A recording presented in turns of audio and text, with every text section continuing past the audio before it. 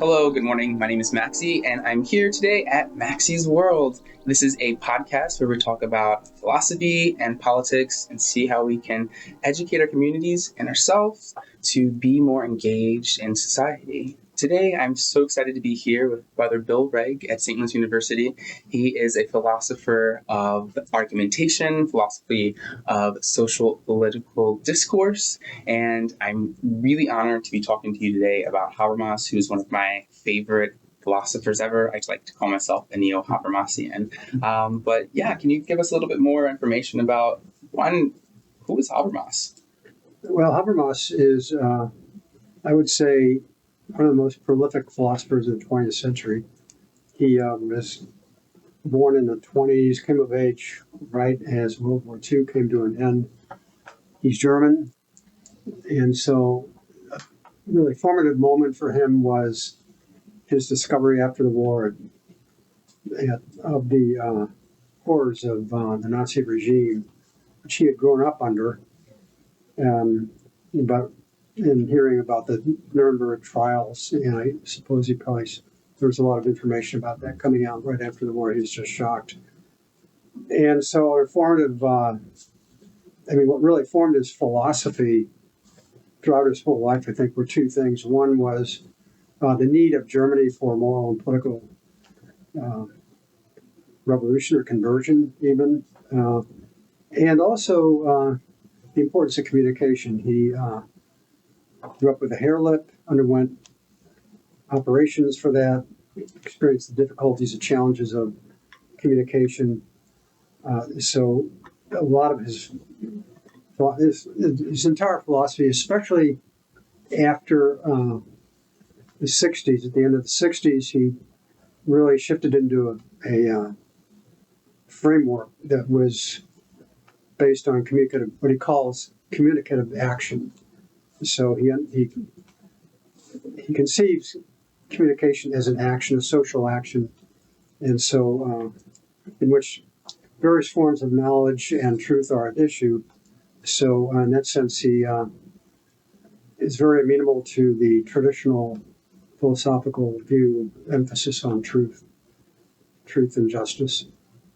And so Habermas was a student of Horkheimer and Adorno, really carried on this German tradition of, I like to think of it as like Hegelian Marxist, negative dialectics of really social critique and as opposed to revolution, right? Because they're living through communist revolutions that weren't always great, and so how can they critique authority and power and it coming through culture? One thing for me that I would love a little bit more information on is when we're looking at, the dialectic de Aufklärung, the dialectic of enlightenment, and Habermas's tradition of self-enlightenment. How do they kind of drift? How does Habermas, one key factor is this Selbstaufklärung, knowing yourself is the pivotal part of, critical theory.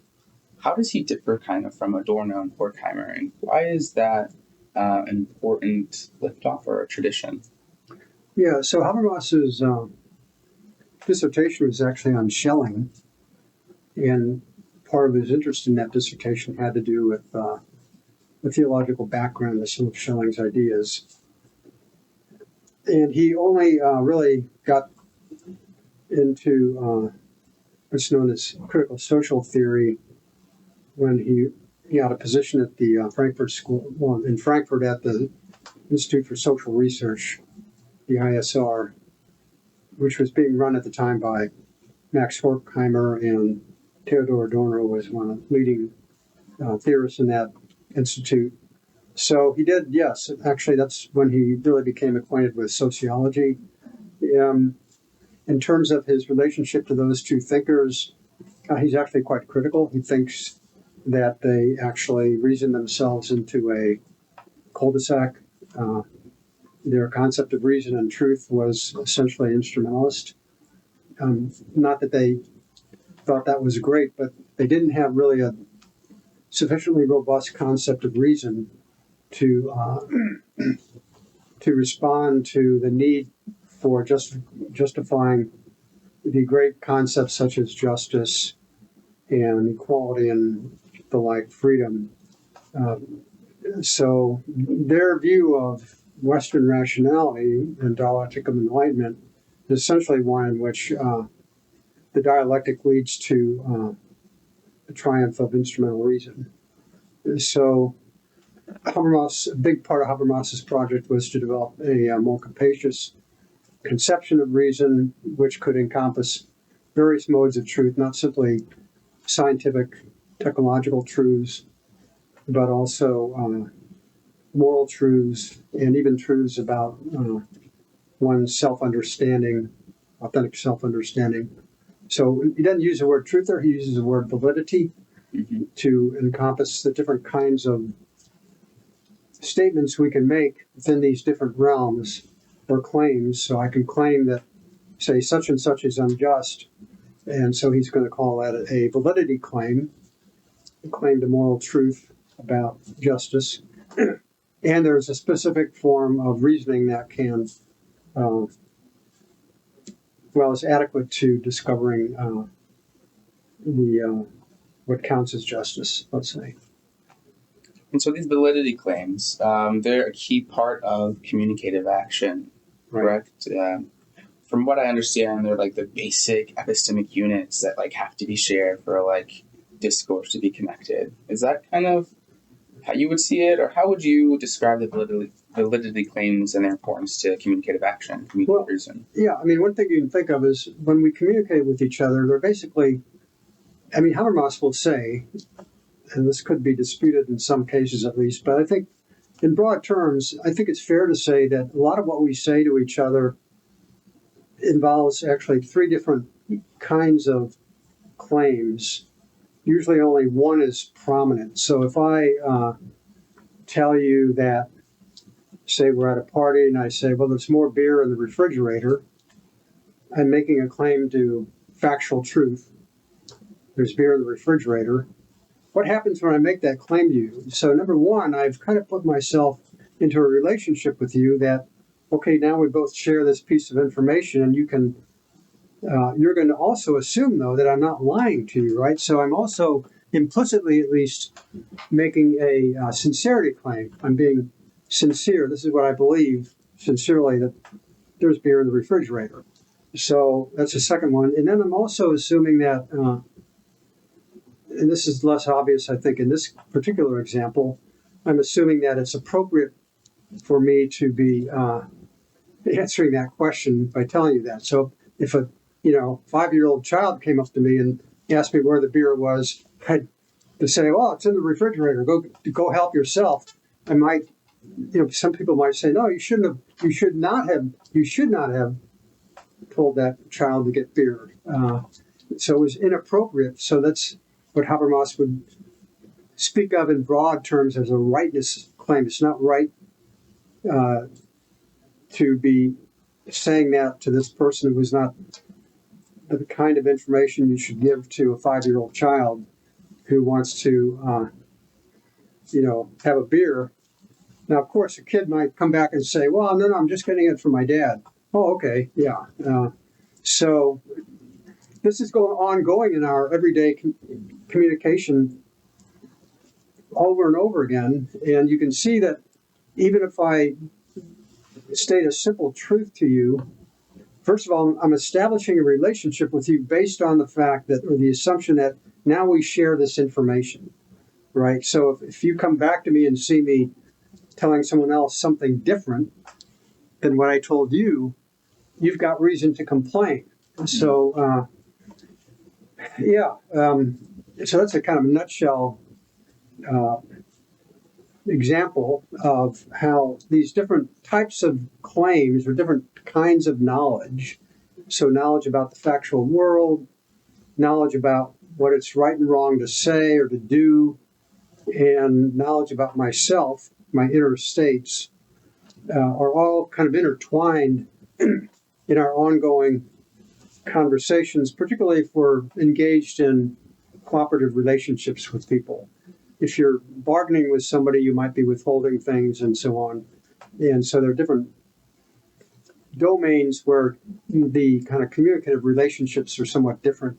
But in everyday life, just trying to get along with people, you've got these three claims going on. And notice with each claim, there's the chance of criticism. So if I tell you the beer is in the refrigerator and you don't find it there, then you could come back to me and say, no, what do you mean it's in the refrigerator? I didn't see any.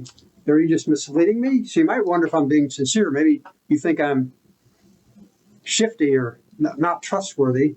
But maybe it's just like, oh, okay, I didn't know. I say, okay, I didn't know that. Now I revise what I believe about the beer, right? On the basis of what the criticism you've raised based on your experience. So, and yeah, this is going on all the time in our relationships with each other. And these types of claims are what kind of hold our cooperation together, right? We have to cooperate. We have to agree upon how the world is factually. We have to be able to trust each other as speaking sincerely to each other. And we also have to agree upon certain parameters of what it's right to say to which person and which situation and what it's right to do or not do in our cooperative relationships. Yeah, so it's a fairly complex view once you start delving into it, but it really ties into Habermas's view of the importance of social cooperation. And so within this, they're, looking at his, discourse ethics, there is a necessity for power structures to be laid out and understanding like coercion is not able to be present if there's supposed to be an ethical situation with communication. Does that make any sense to you? Well, I mean, you could. I mean, when you bring up discourse ethics, you're moving into a specific analysis of what it means for something to be right or wrong. Okay, so let's start with this idea that a rightness claim. So if I claim that slavery is immoral, that's a rightness claim. It's for Habermas a claim that if it's true, it should be justifiable. So how do we justify it then? For Habermas, a fully adequate justification would have to emerge from an actual discussion, a discourse, in which everyone involved is able to voice their views. And I would say that the discourse on slavery in the United States basically, I would say ended with the Civil War. Okay, but there had been a lot of debate, a lot of argument before the Civil War within churches, especially within the Protestant churches, and also between abolitionists and defenders of slave states. So, that was an actual discourse. And yeah, what you can see, if you actually treat that as an actual discourse, you'll see it's a very messy thing and can lead to violence, involve acts of violence, which we're unfortunate they're not really supposed to be part of a discourse. In a really good discourse, people show respect for each other, listen to what each other says, give arguments and counter arguments. But typically these moral issues are tied up in political issues. I think it's rare that they're completely isolated.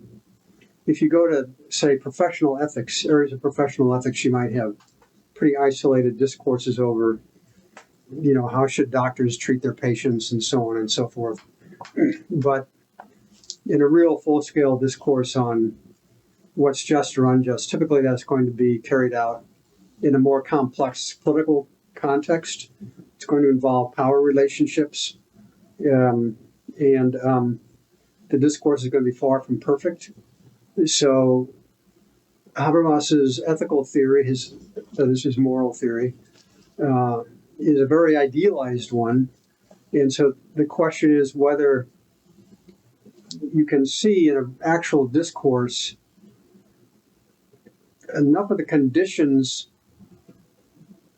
that an ideal discourse would have to meet. Can you see enough of those happening so that you can trust the result of the discourse.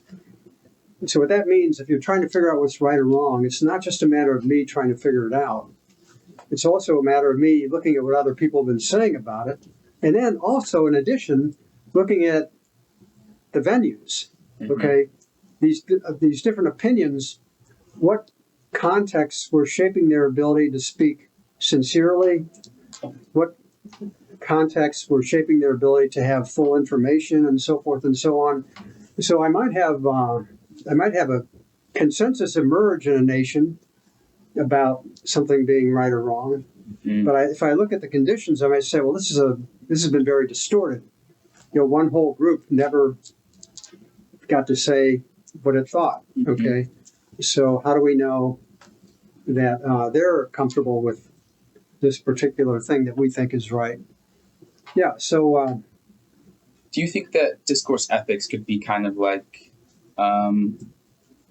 utilitarian epistemology, where if the majority of a group believes a particular validity claim, then there wouldn't be consensus, but that could be those, he does talk about those who make the best argument are those the ones who should be taken most seriously. And so if the argument's based off of social consensus, do you think that it would be out of field to say that discourse ethics is to an extent utilitarian?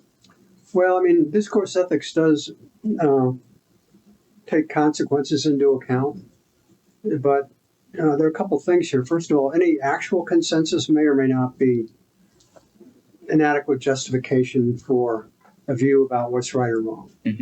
Since actual consensuses or actual agreements among a group of people are never going to be perfect, they're often limited, and sometimes they're actually consciously manipulated and distorted.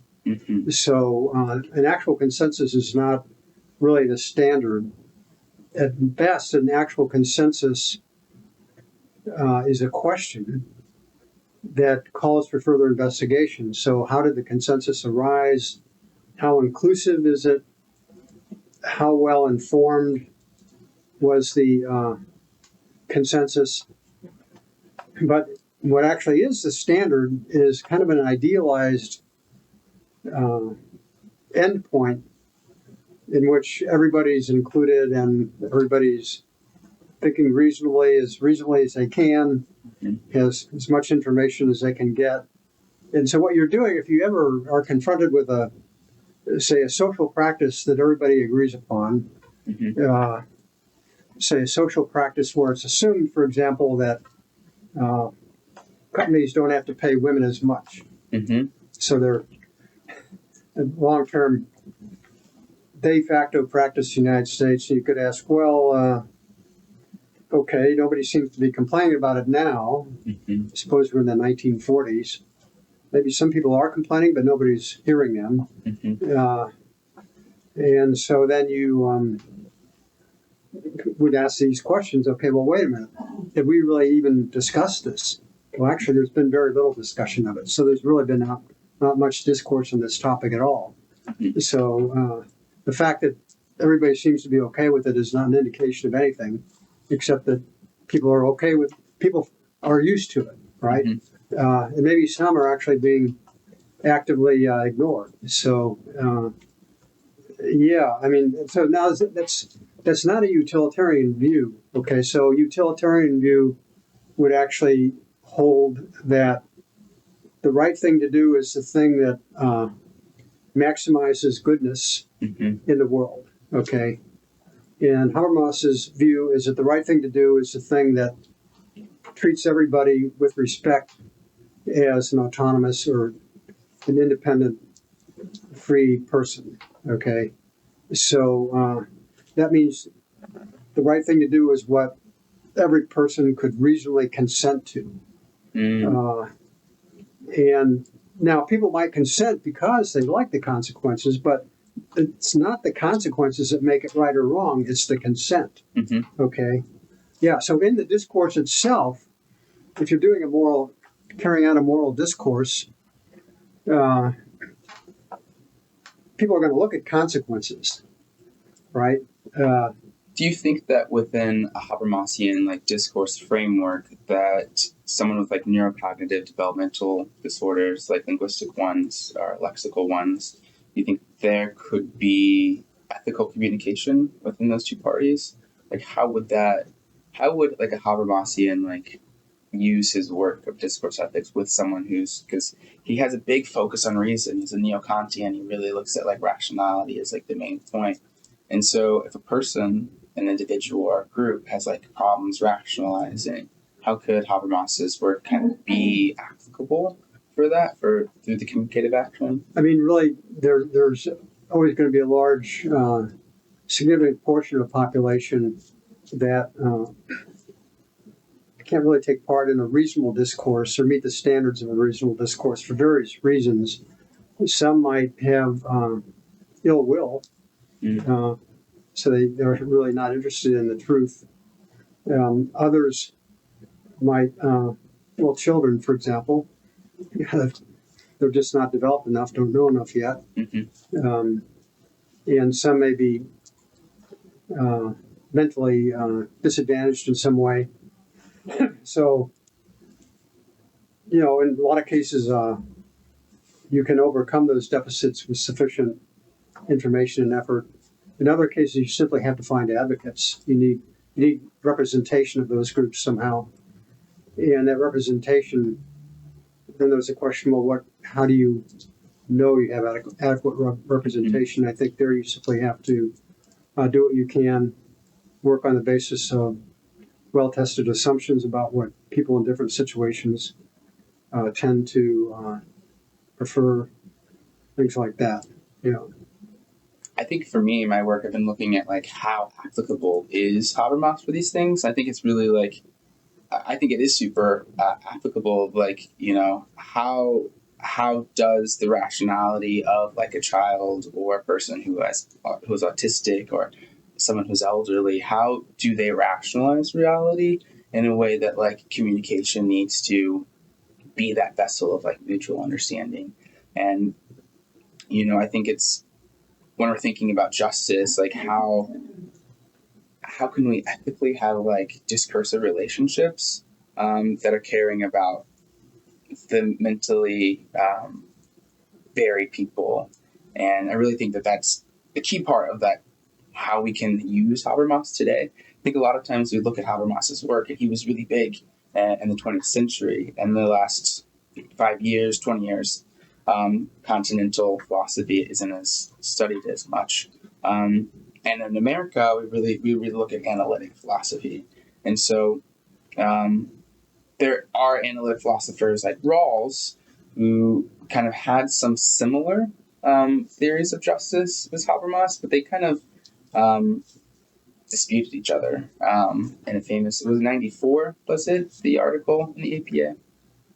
I forget the exact year, but yeah, I think it was actually, well, his debate with Rawls, that probably was in the 90s, or maybe, I think it was in the 90s. Yeah, so in terms of including, say, autistic people or severely autistic people, I mean, there's a wide range there. Mm-hmm. Some will certainly be able to take part in a reasonable discourse. And further away from that you get, the more I think you need to rely upon their caregivers. Mm-hmm. So a very good book, or set of articles and books by Eva Feda-Kate on her severely handicapped daughter. I think you need to consult people like Kate and say, like, okay, how do we include their needs? Mm-hmm. What perspective would you think would serve them in this discourse, and can you articulate that for us? And that'd be a kind of advocacy or representation. So I don't think it's impossible. In my view, I think you have to assume certain commonalities among human beings that provide a kind of substantive basis for the possibility of agreement. If you can't assume that, then I'm not sure you can really get agreement. And I think also, before we get to Rawls, like the external variables, someone who is ADHD, they might need like a little bit more stimulation so they can properly engage in rational discourse, or someone might need a little bit less stimulation, or like words to be spoken more slowly. And I really think that those, like the way that discourse is projected, is really important for, I don't know if he does talk about modifying discourse to be palatable for communicative action to be accessible. He does talk about advocacy. Mm-hmm. Yeah, but the thing is, if you're talking about real discourse, then I think the work that's most relevant by Habermas is his work on democracy, mm-hmm. his book on democracy and law, Between Facts and Norms, because there he really is interested in the conditions for political discourse, but he understands political discourse as combining discourses about truth, about moral rightness, about self-interest, particular interests, about the common good. And so all these things are kind of mixed in a very confusing way. But if you have a well-designed set of procedures, and if you have I'd say a robust public discourse or avenues for public discourse, that too is very complicated, then Habermas thinks it's possible that the most likely good answers will emerge over time through that discourse. But you got to keep in mind, it's not a big seminar session. This is a whole thing that's spread out across the whole nation. All these different venues, people talking to each other on the street, talk radio, podcasts, and so on. All that stuff is kind of mixed in there. Mm-hmm. And the hope is that, what you need is that everything kind of bubbles up to the point where it can be sorted out, and the more robust opinions can come to the top. There's probably still going to be disagreement there, mm-hmm. right? So you might have a very robust argument for one policy and another robust argument for a different policy. And so you would have to, at that point, he says, well, okay, at this point, you hope that you have a legislature that can absorb that information and then debate it further with even better kind of collecting different sources of expertise and so on to then reach a vote. So this is not an ideal process, but there are standards. Habermas thinks there are idealized standards that can help you sort out whether finally ends up in a policy or a law, whether that's really legitimate. Mm. Okay, legitimate in a strong sense that it's not just that everybody likes it, or most people like it. You're never going to get everybody liking it. Most people like it. It's also that it meets certain obvious moral criteria, right? Mm. And criteria of the common good and so forth, so that people haven't been clearly pressured or anything like that. So. It was in that text that he critiqued Rawls the first time before they got into the journal argument. In Rawls? What about Rawls? Isn't he critiqued Rawls in that text as well? Oh yeah, he's written a lot on Rawls. That was the first time in Between Facts and Norms. He first, I think his argument with Rawls, I forget when it began, but Factis und there, but I don't remember when his argument with Rawls began. I think it was there, and then it was in the APA newsletters, and then it stopped when Rawls died. Yeah, they've had some debates, Habermas and Rawls, back and forth on the nature of political legitimacy, basically. And it's kind of hard to understand. Like, I've tried reading it and understanding, like, from what I get, there's an argument between, like, substantive justice and procedural justice and how this relates to how laws are being created. Yeah, the big difference, I guess I'd say, between Habermas and Rawls, I don't feel real up on this, but Rawls had a view that you could arrive at principles of justice by imagining what he called an original position. It's kind of like it's almost in line. It's in the tradition of people like Hobbes and Locke to imagine this primitive state where people in a state of nature that's fighting each other and so on finally come together and make a social contract. So Rawls, his view is that, okay, this is something that's just imaginary. And what he imagines is that, okay, to get a really good social contract about what principles of justice we should accept. So that's the question. We're going to have a society, a set of social groups that can cooperate together in a pluralistic society. What would be the principles of justice that we should accept? So we get together in this original position, but to enter into the original position, you have to pass through a veil of ignorance. And when you go pass through it, you forget who you are. You forget if you were rich or poor. You forget if you were, say, man or woman and so forth. You forget if you were a CEO or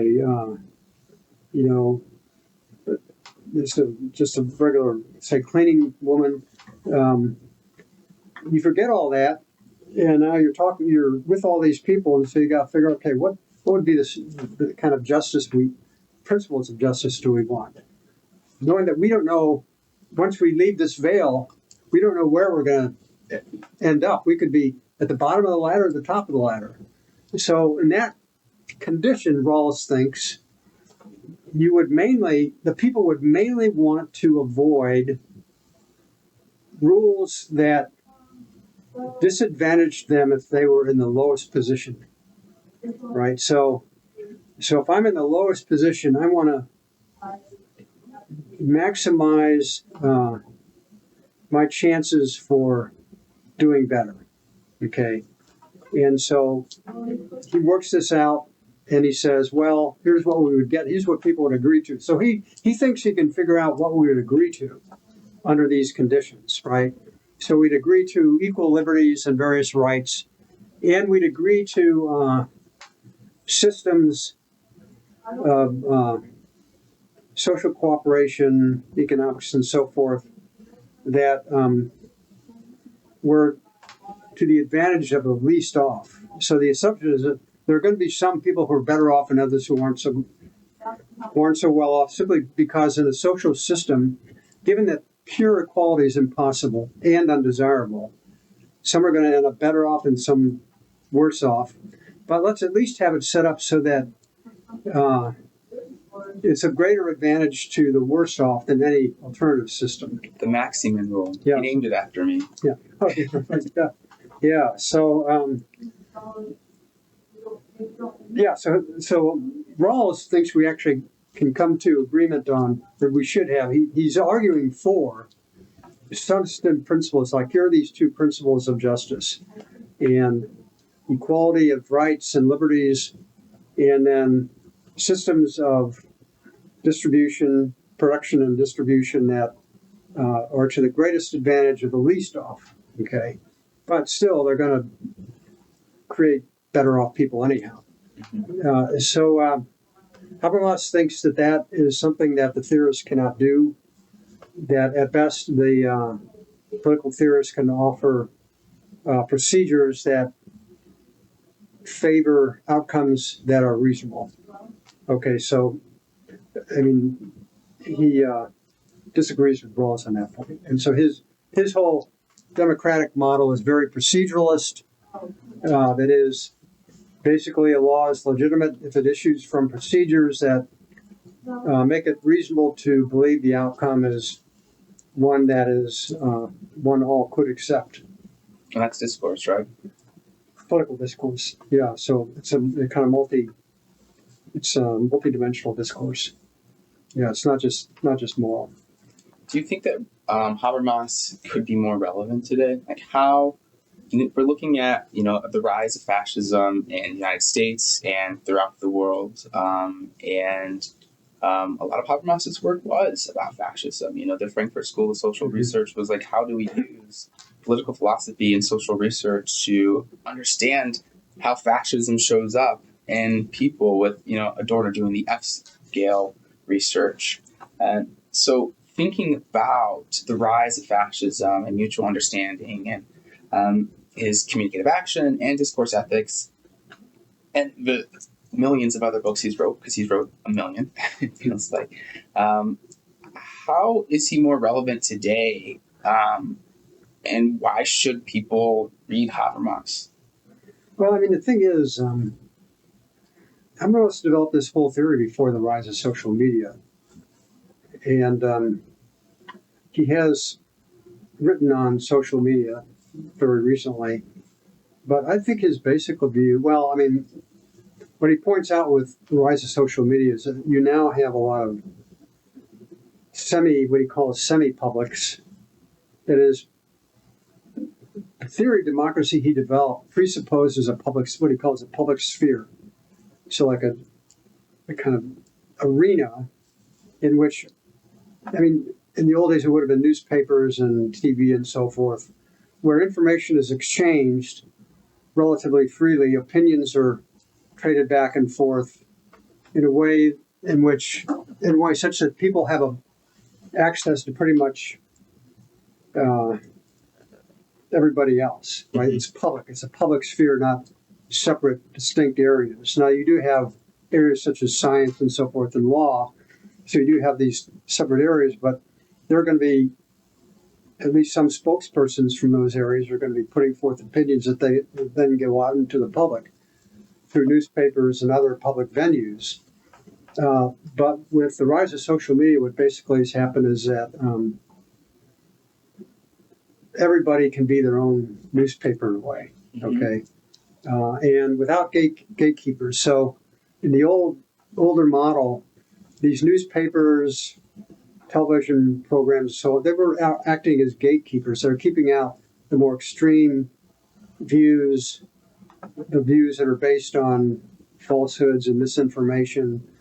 And so things were vetted in a way that the information that was widely available to people, first of all, was available across the country because you had national TV shows, and in Germany especially, you have national newspapers. Whereas now you have a lot of bubbles, basically. So and without gatekeepers. So what you see actually going on with the decline of, I'd say the decline of rational discourse, and much of what happens now is simply self-assertion or self-expression. The idea is that what's important is I express what I think without worrying about other people. And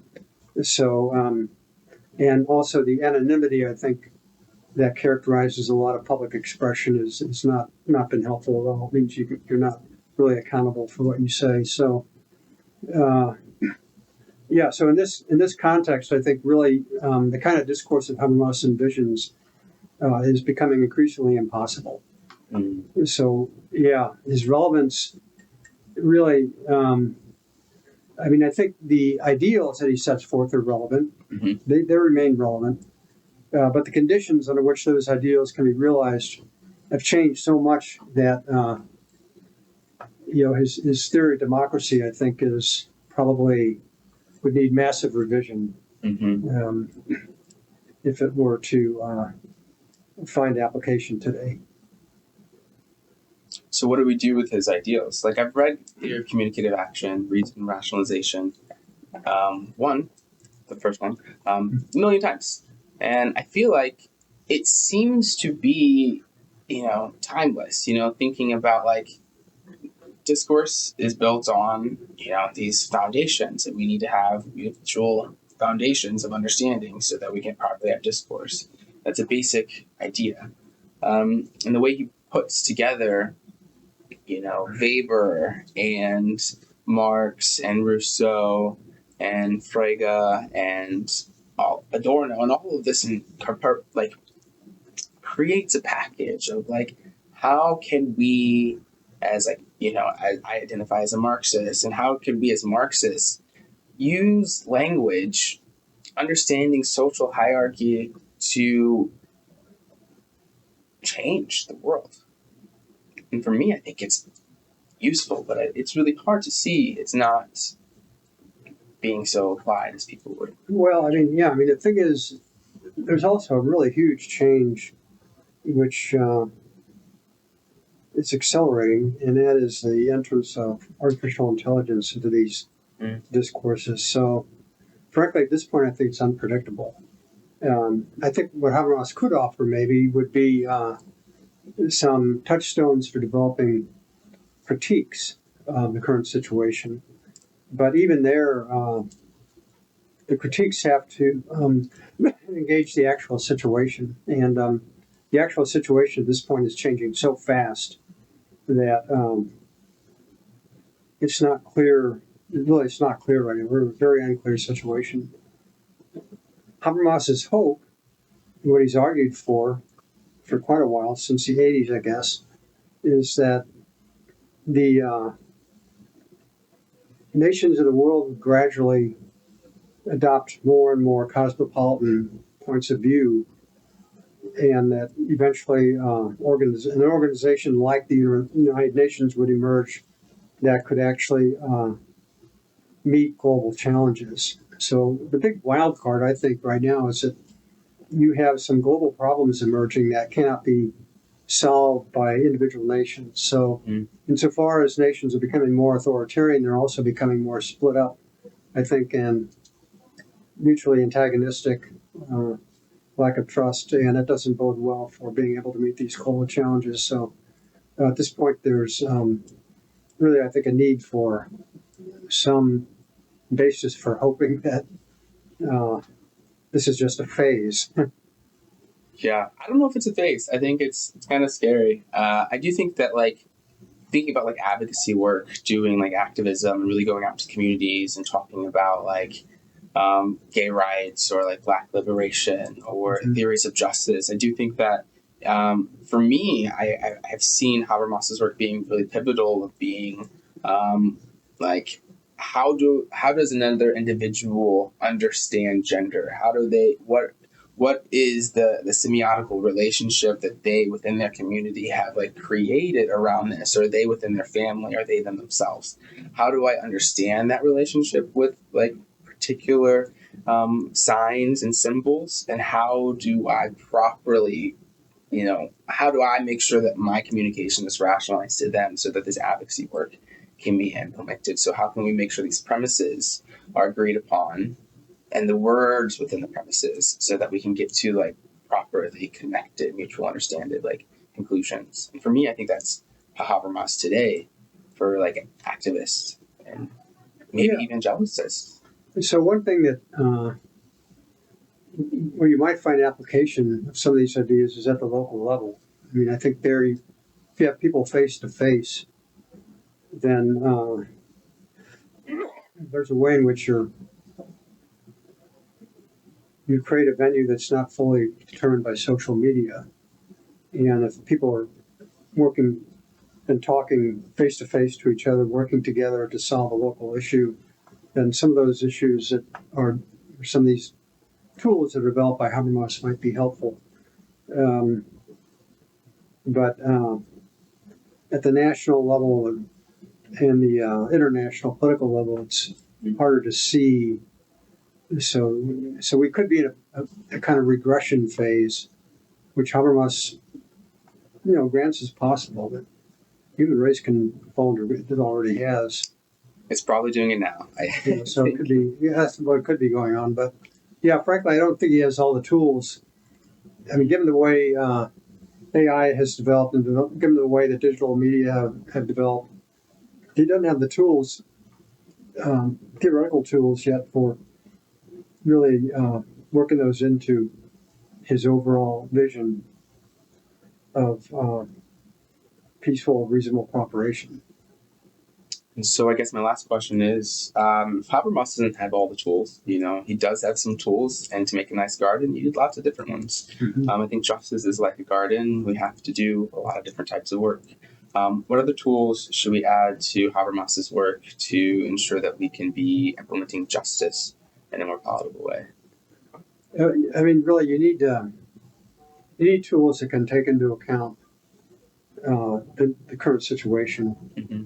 and especially AI. But the problem is with AI, it's changing so fast, developing so fast. Some researchers think that a massive breakthrough is imminent, which nobody's prepared for. So at that point, usually when you're doing philosophy, it flies at night, as Hegel said. So it's always looking back and trying to process what's happening. Habermas would agree that his way of doing philosophy is to try to help people make sense of what's happening in their society and science and so forth. And so it's until it happens, you can't make sense of it, Mm-hmm. right? So in that sense, there's a kind of, I think really the philosopher has to have a certain intellectual humility that, I got to see something happen before I can interpret what's happening. And right now, it's happening too fast to process, I think. Yeah, it really is. Well, thank you so much for joining me today. This has been great. I feel like I could talk about Habermas all day because there's so much to do. But thank you so much for joining us. This is Maxi's World, and thank you for coming.